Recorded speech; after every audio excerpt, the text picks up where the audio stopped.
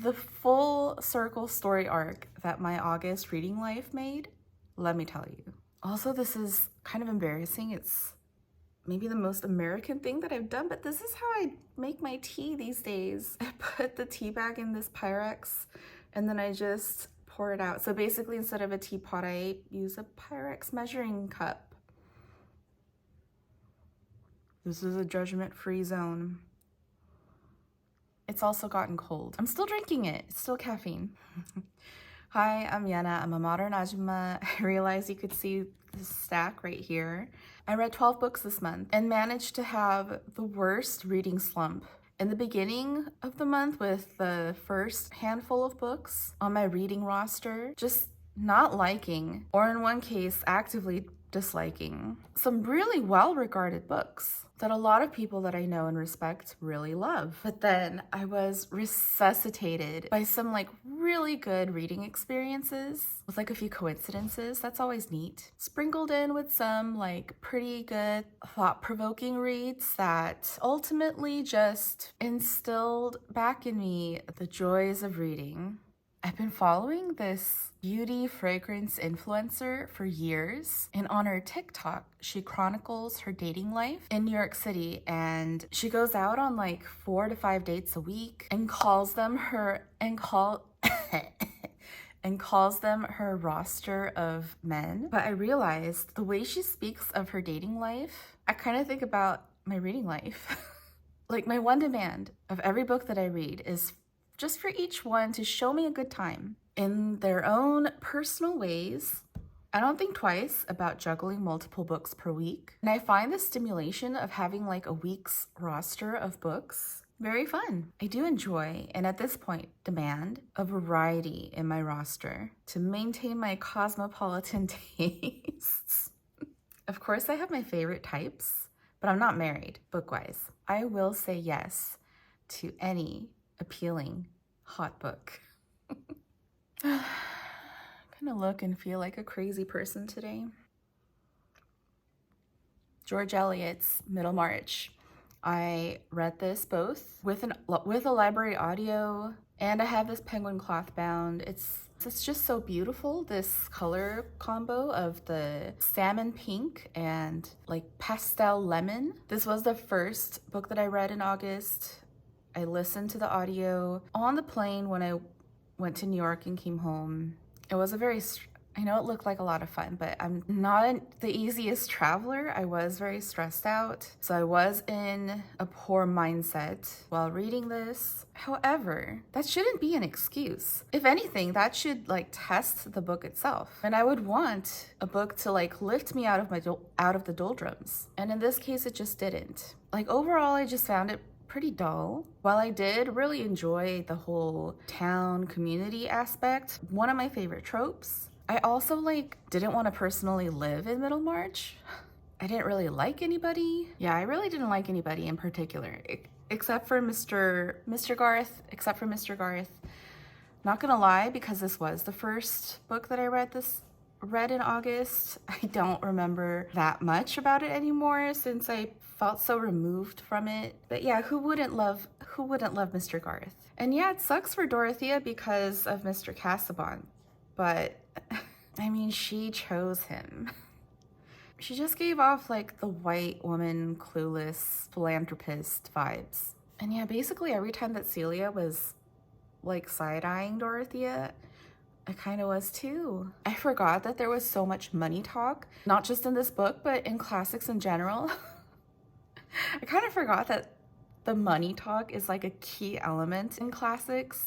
I always shrivel at financial messiness. So obviously Fred was not my favorite. He kind of came across as like the poor man's Nikolai of War and Peace. But yeah, overall just that remove in the writing that put me at a distance where I couldn't connect with anybody or anything. Which isn't to say that though all of the characters fit into like a stereotype, you know, like how Mr. Owen is the fascist in town, Dr. Lydgate's the idealist. I'm not saying that this book is so bad that the characters don't transcend those stereotypes. Like, yeah, Mr. Garth is so warm and lovely. Humanity at its finest. Rosamond's just looking out for her family. And Ladislaw on page is indeed quite hunky. But a lot of that I found is because he just had the most personality out of everybody. So that's ultimately what I felt I was missing. I wanted more personality. I wanted more personality from the writing itself. I just found it too quiet, I guess.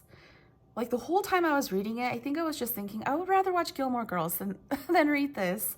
So whether it was like travel stress, whether it was just whatever, watch the 1994, BBC adaptation with Rufus Sewell, who was the 90s Aidan Turner. Yeah, except for him and I guess Mr. Garth, I really just wanted to slap everybody.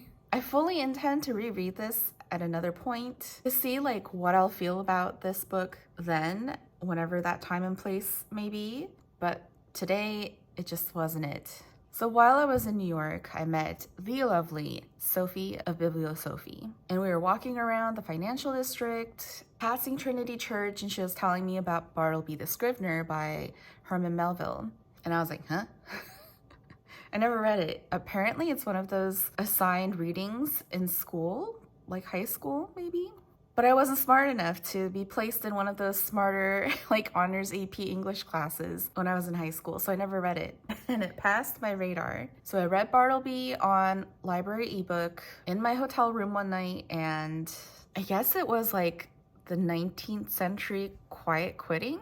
Like a solid no thank you to capitalism and conformity. And it's just one of those like stories that's an allegory, and your interpretation of it shows your point of view. Like it can have multiple perspectives according to your personal views. It's only 80 pages long, but overall just about the overwhelming sense to give up, being too tired to live in the city anymore, to deal with it, which is something that I think most of us can identify with now. I don't personally have too strong of an opinion about it, but I think Sophie for exposing me to it and for having it become one of the nice coincidences in another book that I read this month. But we're talking about disappointments right now, one of which was What We Talk About When We Talk About Love by Raymond Carver. I never read Raymond Carver, heard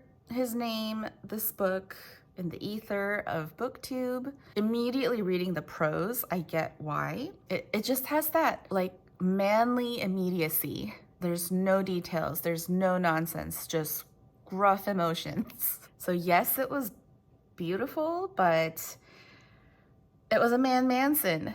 It's about men stuff, about cheating on your women and the primal violent urges that men are apparently powerless against. The haplessness of men. No thank you. I prefer not to. And yeah, I guess the one, again, I'm trying to like say, yes, I love this, I don't love this, I recommend this, I don't recommend this. I don't recommend Raymond Carver unless you're a manly man who loves manly man things or just want to read any kind of beautiful prose. But what I would recommend instead are like any Taylor Sheridan movies, like Hell or High Water, Wind River. Oh, the new one with Angelina Jolie. Like those are also kind of like gruff emotions, no nonsense, hardship, but like personally done better. Oh, and I would say Sicario, but I haven't seen it yet. I should. And then the book that I was actively disliking, I don't want to say hate, but I did give this 1 star on Goodreads. Aesthetica by Allie Rowbottom. Again, another library book. Here she is. When this was announced as a new release and I read the description of it, the marketing for it, I was so agog.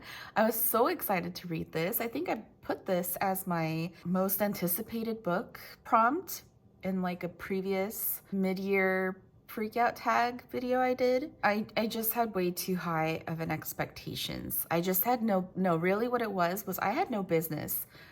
I personally had no business reading this book. This was not for me in any way. This is like an attack on Los Angeles as far as I'm concerned. Like it's all about a woman needing to be liked and adored and validated and in the most shallowest of ways on social media. but she has a minor pill addiction and she worries about her looks to the point of multiple plastic surgery procedures. And yeah, that's just not my culture at all. And I know that you're probably like, did you know that South Korea has like the #1 plastic surgery procedures in the world? I am obviously a person on social media. This should speak to me. It absolutely did not. I just had no sympathy for this. The writing was not at the caliber that I would like it to be. But by culture, I mean like the very white kind of West LA culture that I would like to say that most people who aren't from LA, who don't live in LA, would automatically think about LA culture. And that is just, like, I actively hate that. I never watched the Kardashians. I couldn't pick them out of a lineup. So that's what I mean by I have no business reading this. I would not get anything out of this. And this is, I think it's blurbed somewhere that this is like the best book on influencer culture. I found it to be a horrible and flat representation. So instead, I would direct you towards If I Had Your Face by Francis Cha, for like a more fun, more nuanced, a more captivating story with like the same themes. But again, this book is just the worst of America. Like not this. This is the worst. It's like the book equivalent of very like America-centered people. You know, like of course mine is the only culture that exists, like those type of people. If they travel, they like expect wherever they are to also adhere to like American standards and customs like that. The World Keeps Ending and the World Goes On by Franny Choi, which I read via library ebook. I'll just read a few things for you. 1 billion judgment days later, I'm alive and ashamed of my purchases. I'm afraid of being afraid. I'm the world's worst mother. If I'm king of anything, it's being late. On my way, I type, though I'm still huddled in last year's mistakes. Yeah, I didn't like this. And again, like through the ether, I'm kind of aware that she's like a very beloved Korean American poet. I've never read her before. This was my first. But I just found this very reactionary, very young. And I mean that negatively, like very like inexperienced and very juvenile. Even though they're very relatable to my age group, she probably is the same age as me, it sounds like. But yeah, it felt very reactionary against like rage against capitalism, colonialism, racism, the 21st century malaise and anxiety, what it means being American, especially a Korean American. Oh, I've been hard to love in America. I've been slow to speak in America. I've been undoubtedly an American and done practically nothing to stop it. Yeah, something about it just felt very whiny, but also very thin. Just all bad moods, bad cliches, just despondency, and no, like, well, what are you gonna do about it? But I think the worst part of it for me was that there was a big sense of she's crying about something that happened not to her, but to like others.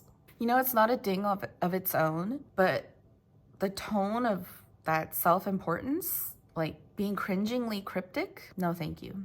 But yeah, like as much as I disliked it from the get-go, I still did not DNF it. And when I finished it, I felt like it was so refreshingly bad. Like I haven't read anything that made me feel like that in a long time. And even though I said I want every book to show me a good time, that's part of it. Like not everything should be a source of pleasure, of positivity, of what I want. Like otherwise I'd be living in a vacuum. And it also gave me perspective when I was reading The Lovely Tom Lake by Anne Patchett, her newest. First of all, look at this cover. It is so gorgeous. It is a 19th century painting, Bed of Daisies, painted by Gustav Caillebotte. So of course I purchased this immediately when I saw it on the Costco. They're not shelves, pallets? But I also was like the millionth person on the waiting list of my library audiobook because the audiobook was read by Meryl Streep. I knew I had to have that reading experience. It is so amazing how in just from the first paragraph, you know you're in good hands of a good writer. She just instills that place, that mood, that tone that we're inhabiting so deeply. Meryl Streep was just the perfect reader of this book. First of all, she's an excellent reader. Her voice has texture, has gravitas, has cadences, feeling each and every moment. This was a delight. And Patchett is such a beast. And I just wanted to give this book a big hug for being so good and pulling me out of my slump. This is a pandemic book. It's all about kind of like the Franny Choi poetry book, where that one was so kind of flat and one-layered, and it's just kind of complaining about things. This book's perspective is still living with all of that, but finding the joy and moving on with your life. And it's also about seeing your parents as people with their own pasts. Yeah, just how wonderful life can be despite the bad parts. And it's mostly because of the few special people who inhabit it. The magic of everyday life, being open to off-roading from the plan, because yeah, the unexpected will always happen.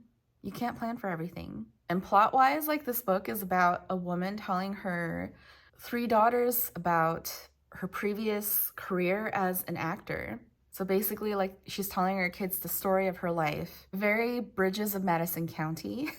A literal How I Met Your Mother, but for their father. She is a Midwestern ajumma who you wouldn't think twice about at face value until you peel away onion layer after onion layer as she Scheherazade's the shit out of you with her life story. Bartleby the Scrivener was made reference to in this book, and I thank the heavens that I read it right before having read Tom Lake. Emily and Maisie and Nell ignored the trees and chose to chip away at their sanity with news feeds instead. I finally put an end to the television being on in the evening because after we watched it, none of us slept. Turn your head in one direction and it's hopeless despair, I told them. Turn your head in the other direction. I pointed to the explosion of white petals out the window.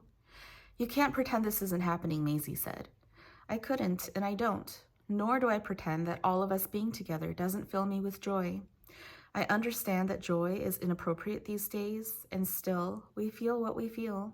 This can be summed up as a mom telling her daughters how she used to be an actor. The Dutch House can be summed up as a father screwing his kids out of their inheritance. Commonplace is about some people screwing each other and how it screwed themselves. Almost everybody is a highly unsympathetic character. But oh God, are we just right there in the fray? So much human drama, high stakes, lines drawn. It's about the people. Yeah, I love Ann Patchett. And this is such a perfect summer read. So I had a big celeb audiobook reading month because I read Elena Ferrante's The Lying Life of Adults, which was read by Marissa Tomei. Oh, Meryl really ruined and spoiled me because this was bad. The book is still very, very good. Like, Marissa Tomei was just trying too hard. She did too many weird accents. She had these like weird pauses mid-sentence. And at first I was like, is she turning the page? Are we not on e-readers at this point in the recording studio? What's going on?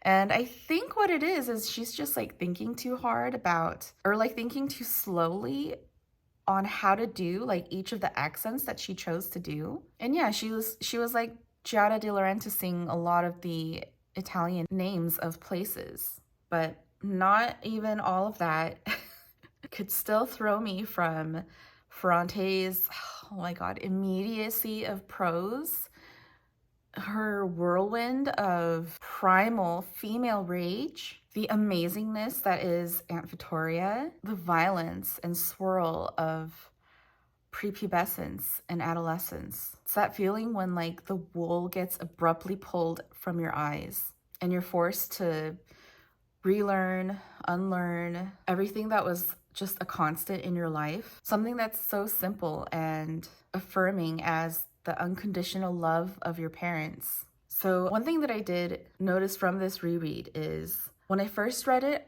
with the ending, I kind of thought she was like gleefully throwing away her future by like consciously making the wrong choice. But this time, I did not think that. I didn't agree with that thought because that's not really the point. The ending is actually only just the beginning.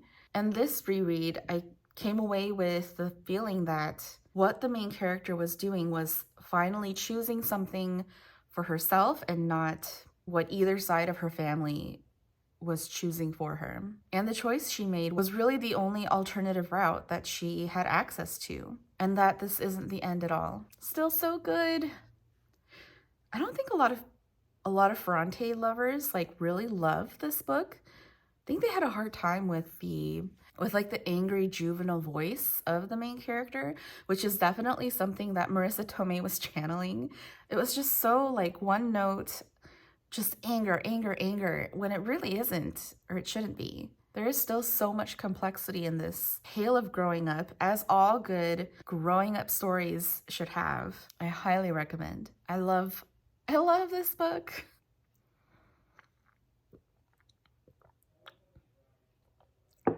And to close out my big celeb audiobook reading experience this month, I had to listen to Lolita by Vladimir Nabokov, read by Jeremy Irons. It's just one of those like quintessential audiobook performances. I used to reread this every summer, and then over the past few years, I stopped to read like something new written by like real life Lolitas. So it was really refreshing to go back to like the primary source. The Jeremy Irons performance is absolutely chilling. That silky tongued snake, like right before it strikes for your heart. Prose is as immaculate as I recall. Yes, it's gross that he's talking about singling out nymphets with the age difference that can be as high as 90, not just the age of the male, but the age difference. And yeah, this story is like a roadmap for how it's done. But like, it still boggles my mind. Why do people see this as, this should cease to exist? As opposed to, oh my God, this could happen so easily. And yes, as a matter of fact, it is this common. Just all the implications of his connections, how ingrained he is within the systems, his vulnerability, how little of that the mom and her 12-year-old daughter had. Monstrous indeed. This was such a good reread because I was reminded of all that, and also how shockingly easy it is to sympathize, to root for him for like a myriad of reasons, but mainly because we're psychologically trained to support people's desires, especially those of like cultivated, suave white men. Like how we automatically know in movies, you hear the British accented man and you're like, that's the good guy. Like he's the hero of the story. And again, after all, it was love we're talking about. Well, he is talking about love. It was love at first sight, at last sight, at ever and ever sight. I'm so happy to say that this book still continues to be a masterpiece for like the twisted mindfuck that it gives, and how well written it is lends to its gravitas, the brilliance in that it only works because it is purely from his perspective and what the sheer force of one man's personality can achieve. Like, after all, who doesn't want to sound like this? Who doesn't want to have this kind of power? And sad to say, but this is still so relevant and it still resonates because ultimately justice isn't served because of the wrong that he did to her, but the wrong that he did to another man. His little cup brims with tittles. I read Recollections of My Nonexistence by Rebecca Solnit. I never read or heard of Rebecca Solnit. I'm pretty sure that I only picked this up from my library because of one of the Parnassus Books Friday backlog recommendation Instagrams that Ann Patchett does that I love. I know that Reba of Reba Reads loves this book and Rebecca Solnit. And yeah, this is a memoir, first of all. And this is a memoir unlike any memoir that I've read before. I really like this. I highly recommend this to anybody who loves like Sheila Heti, Claire Louise Bennett. I would say Rachel Cusk if I've read Rachel Cusk, which I haven't yet, but I'm getting the sense that people who like Cusk would love Solnit. Because really what this is like being in the headspace of a very thoughtful, intelligent, cerebral, conscientious woman. It's a memoir of her life as a writer in San Francisco as she's coming to terms with her white privilege, gentrification, misogyny, and the daily violence against women, her experiences. And the title is so good because it speaks to her experiences of being not believed, disregarded, like being treated as incompetent. So to the point that she might as well not exist. Or on the other end, I erased myself as much as possible because to be was to be a target. When your body is not your own and the truth is not your own, what is? So much of what makes young women good targets is self-doubt and self-effacement. What is armor, after all, but a cage that moves with you? We die all the time to avoid being killed. Femininity, at its most brutally conventional, is a perpetual disappearing act, an erasure and a silencing to make more room for men, one in which your existence is considered an aggression and your non-existence a form of gracious compliance. I found this so lovely, so thought-provoking, so many ideas, so many details. Like, she loved reading Anais Nin's journals and wanted to pursue that bohemian life for herself, but then found it so shattering when she discovered that Anais Nin's sugar daddy was actually a finance bro. And that's how she was able to live that life. Or she was talking about the beat writers and how she was reading On the Road by Jack Kerouac, but found it so misogynistic that she inevitably DNF'd it. The book was going to go on without people like me, and I was going to go on without it. That is the most compelling reason I have thus heard for DNFing. I will consider that going forward. Yeah, this was beautiful. This was creative nonfiction. Definitely interested in reading more.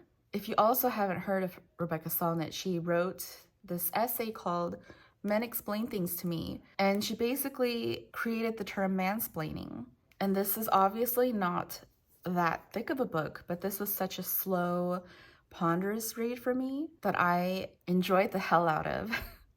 Up to the very swoony end, we are a vessel for the most precious cargo one can carry, the stories waiting to be told that set us free. Her acknowledgments in this book is also such a delight. It's just a list of thank yous, and each one is just so personable. I highly recommend, if that's your cup of tea. Is Mother Dead by Vigdis Hjorth was another delightful book. First of all, I've seen this book cover ever since it came out. I just always found it very striking with the color combo and how graphic it is. And it also carries through with the end pages. But then after I read it and realized what it's about was when I finally saw this creepy little stalker in the tree that's casting the shadow. Yeah, I found this delightful.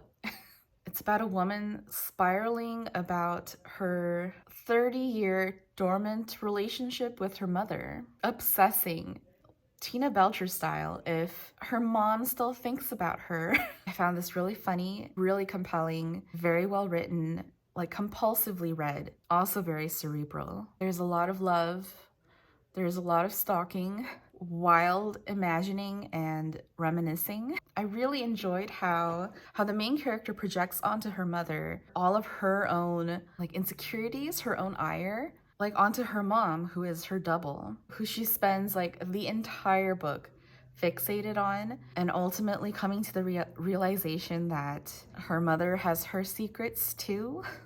She is her own person too. So kind of like Tom Lake, but very different. Both equally delightful. So good. Meanwhile, I had set her aside, put her on ice, and had convinced myself that it was within my power to defrost her when I was ready. I had failed. I read Blankets by Craig Thompson. I don't remember why. I got it from the library. It's a graphic novel. I think it's an autobiography. I realized that this is a banned book, another one like Lolita. And This reminded me how dark YA can get. Is this like a classic YA book? YA graphic novel? It's definitely like the classic trope of having your faith lapse once you become a teenager, go to college, early 20s when you leave home. I thought it was sweet, sad, very well drawn, like very well drawn. But I also don't have that much more to say about it. If you haven't read it and you're young, I recommend it. If you're not, it's fine if you skip it. I read The Boy and the Dog by Seishu Hase, and not gonna lie, I purely bought this book for this amazing fab cover, illustrated by Tetsuro Kyuchi. I bought it just for the cover alone and this like wonderful size. I love when books are this size, like it's the size perfect for your hand to hold. I also really like the spines, like the way the spine is bound, because it's, you could just lay it like totally flat. But everything about it, the writing, the story, the physicality of the book itself, made this such a compulsive read. I knew nothing about it. I just saw Nathan of Nathan's Nook talk about this book, and that's how it got on my radar. Oh, I love the naked hardbound too. The sky blue and tan color combo. So I went into it kind of expecting like Studio Ghibli vibes, summer vibes. Even though it doesn't take place during the summer, it's still very warm because of the like youthful, comforting, like warm, sitting in front of my fan, eating snacks as I read this type of vibes that this book gives. I buddy read this with Nathan. Like he was having a great reading month, so he read this ahead of me, and I was having my bad reading month, and I kind of caught up to him later on, and then we both talked about it and gushed over it. And this book also reads like YA. Like the writing is very simple, but the subject matter is very much not. Even though there are a lot of children, it's very like Shiloh-esque. And you know, like in my real life, what was going on during this read, I'd spent like a few weeks taking care of a sick dog. Like I was very stressed because at first I thought it was from cancer and I was gonna have to put George down. And then finally at the end, it just ended up being allergies from the hurricane that we had in Southern California. When I said the story arc, I was not joking. So by the time that I got to this book about this wonderful dog, my heart was already so tender, and having to read about this like amazing, wonderful dog, I was crying so hard. And yeah, before I said that I had some issues reading Japanese writers because I have a hard time connecting with them, but it was a non-issue with this. This is a universal tale of the value of companionship, a reminder that a dog is not just a dog. They are the little love unit that lives in your house with you. Though they may present some problems, whether it be financial or logistic, they're so worth it. So like, it's not even a concern because at the end of the day, you just love them so much. Yeah, I'm obsessed with this dog. So that was my August reading arc. My reading journey, where I started down here and then I like came back up again. Like it just reminded me that a lot of people, you know, like most people don't like books, and you know, of course, like we're all so, of course books are great, but yeah, I was reminded how some books just really don't do it. That's always an important reminder to have, to get every now and then. This video is way too long already. I'm down to my last batch of tea. Who needs a tea? Who needs a teapot? If books haven't been doing it for you in the past month, in the past year, past several years. I hope that eventually it will. Those books are out there for you. Don't give up. Don't lose faith. Don't lose hope. Thanks for watching this video. Cheers.